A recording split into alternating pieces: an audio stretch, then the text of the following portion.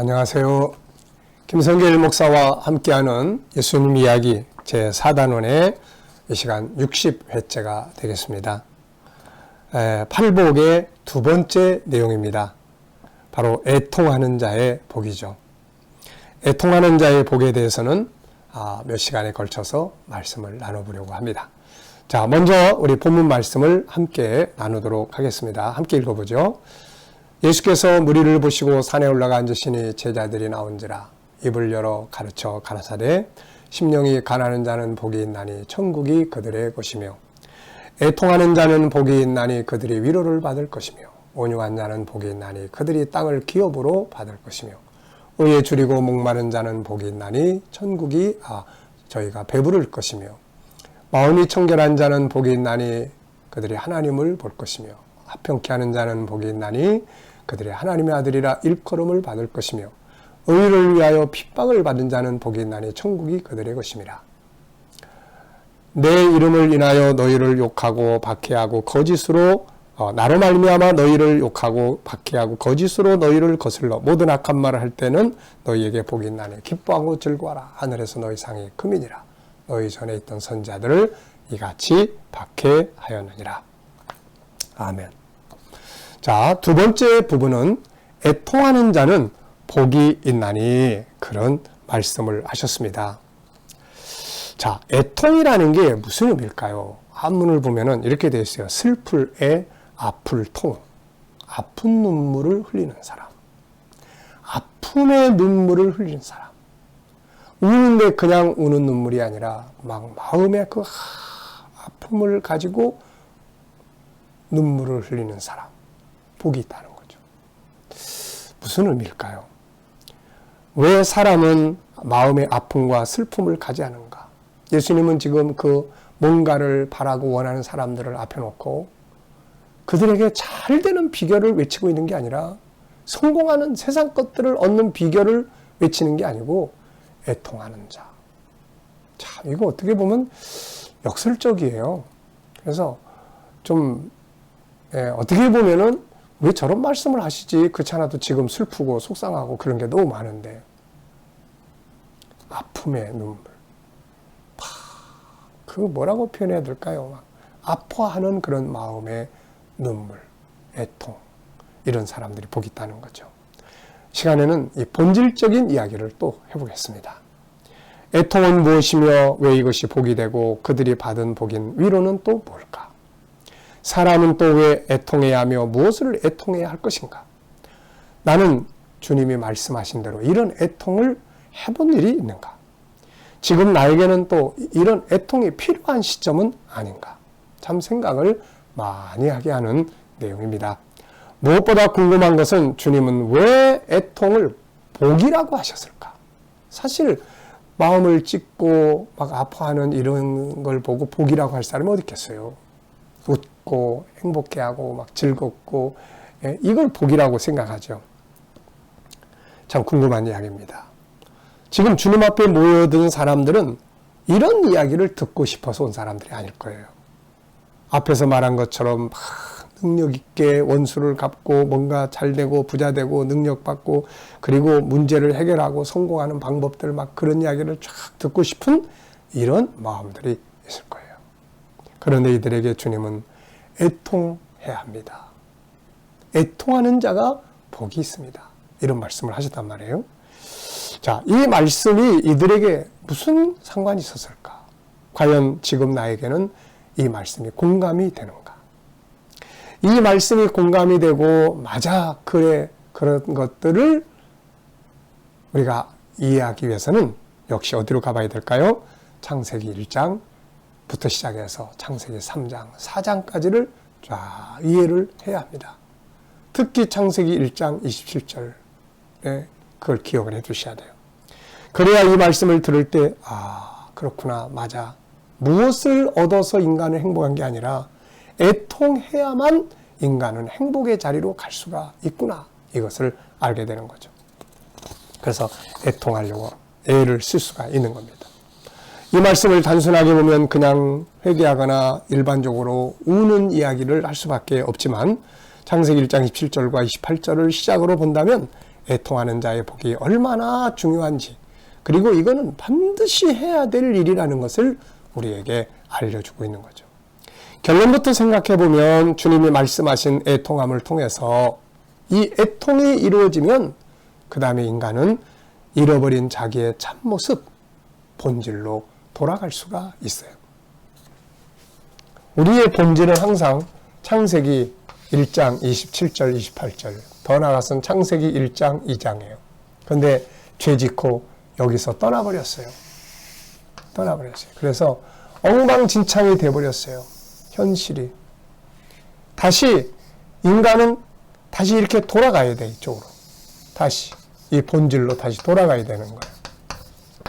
실제로 인간들은 어떻게 하면 인간의 본래에 누렸던 행복의 자리, 그게 뭔지 모르지만 그리 돌아갈 수 있을까? 이게 인류의 철학, 그리고 과학, 문학 이런 것들 아닙니까? 그래서 문학 속에다가 인간이 꿈꾸는 행복의 세계를 그려놓고 정치를 통해서 그 세계를 만들어주겠다고 이야기를 하고, 그런데 예수님은 그걸 정치, 경제, 문학을 통해서 이룰 수 있는 것으로 말씀하지 않고 애통해야 된다. 애통이라고 하는 것을 통해서 이 자리로 너희는 다시 돌아갈 수가 있다. 이거를 말씀하고 있는 거예요. 이거를. 창세기 1장 27절 하나님의 형상, 인간의 아름다운 온전함, 우리 속에 있었던 하나님의 성품, 그것을 살았던 에덴 동산. 그런데 죄 짓고 쫓겨나서 창세기 4장부터 엉망이 되어버렸어요.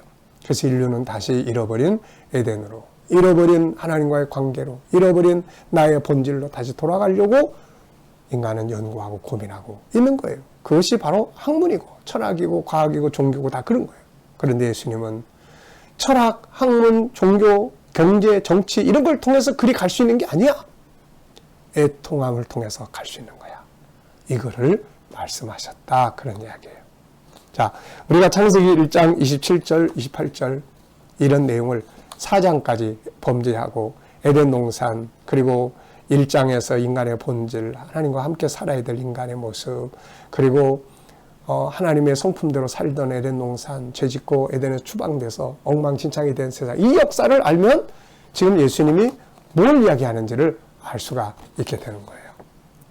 그래서 항상 성경을 연구할 때는 바로 이 창세기 1, 2, 3, 4장을 항상 기반으로 해서 풀어가야 돼요. 세상은 그걸 모르기 때문에 아무리 연구를 해도 그리 못 가. 그리 못 가는 거예요. 방황하는 거죠. 자, 인간은 본질로 돌아갈 때 행복한 거예요. 일이 다시 돌아가야 돼. 창세기 1장 27절로 다시 돌아가고 창세기 1장 28절로 다시 돌아가고, 그래야 인간은 행복한 천국 에덴 동산이 이루어지게 되는 것이죠. 자, 그래서 애통을 통해서 인간은 하나님께로 돌아갈 수 있는 거예요. 참 자기로 돌아갈 수 있는 거예요. 본질적 성품으로 돌아갈 수 있는 거예요. 아름다운 관계로 돌아갈 수 있는 거예요. 결국은 창세기 1장 29절 31절까지 하나님 보시기에 좋은 삶, 행복한 삶으로 돌아갈 수가 있게 되는 거야. 지금 이 사람들이 떡을 얻는 것, 돈을 많이 버는 것, 뭐 성공하는 것, 치유하는 것, 원수 몰아내는 것, 이거보다 더 중요한 것은 본질로 돌아가는 거예요. 본질로. 그래야만 그들이 원하는 걸 얻을 수가 있는데, 그 통로, 그 방법이 바로 애통하는 것이다.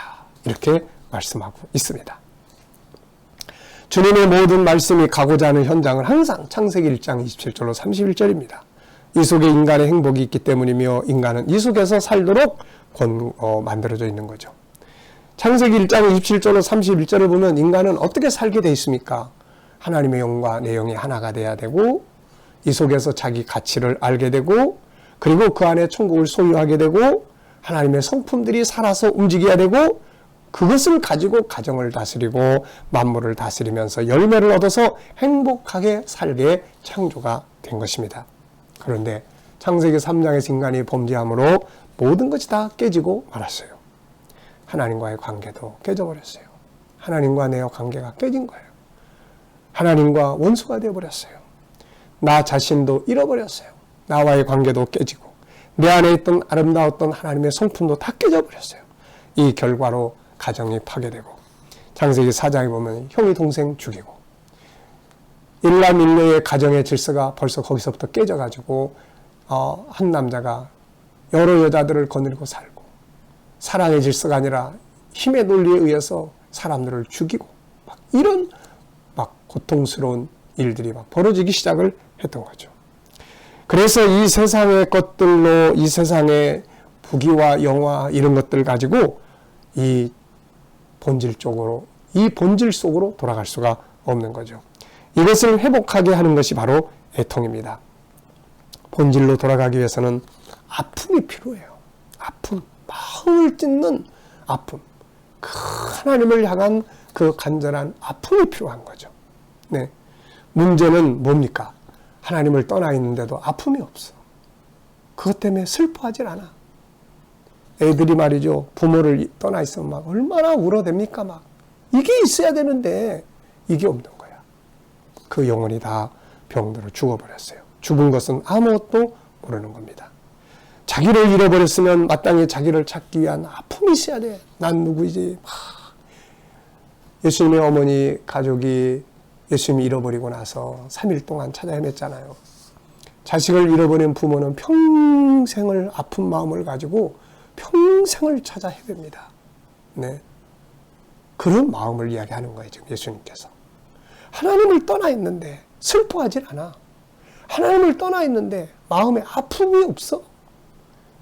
이게 불행한 거 아닙니까, 이거? 자기를 잃어버렸는데도 아파하지를 못해. 자기 내면에 하나님의 성품, 그 좋은 보물들이 다 깨졌는데 그걸 아파하질 않아. 에덴을 잃어버렸는데도 그것 때문에 아파하질 않는 거예요. 주님은 지금 그런 아픔의 슬픔을, 그런 아픔의 눈물을 흘려야 된다. 이게 먼저다. 이걸 말씀하고 있는 거예요. 그래서 이 애통은 인간의 본질로 돌아가게 만들어주는 거예요. 창세기 1장 27절 31절로 돌아가게 해주는 겁니다.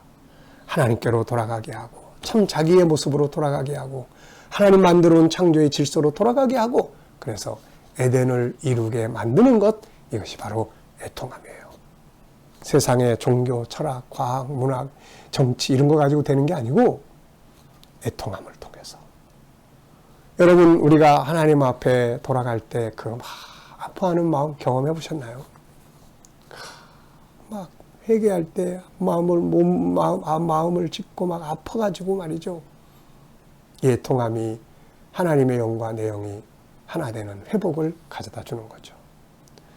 그래서 우리 인간에게는 어떤 것보다도 애통이 필요합니다. 왜? 본질로 돌아가야 되니까. 그래야만 행복이라는 위로를 얻게 됩니다. 이것을 통해서 하나님과 온전히 하나 되고 참 자기를 찾게 되게 돼요. 잃어버렸던 모든 것들을 찾게 됩니다.